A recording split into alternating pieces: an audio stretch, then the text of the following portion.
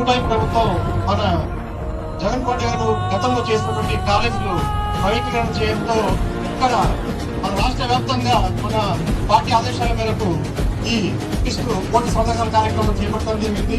అదేవిధంగా ఇక్కడ మన స్టేట్ సోషల్ మీడియా అధ్యక్షుడు అజయ్ గారి ఆదేశాల మేరకు మన సోషల్ మీడియా వాళ్ళు కూడా ఈ మధ్య దేవస్థానంలో కార్యక్రమం చేపట్టడం జరుగుతుంది.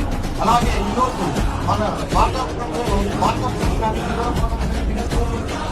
ప్రకాశం జిల్లాలో పలు దేవస్థానాన్ని మంచి కార్యక్రమాలు జరుగుతున్నాయి. ఈ కార్యక్రమాలు చేపట్టడం అదేవిధంగా మన మార్గాపురం కూడా సోషల్ మీడియా బాగా యాక్టివ్ ఉంది. అక్కడ బాగా యాక్టివ్ గా పనిచేస్తుంది.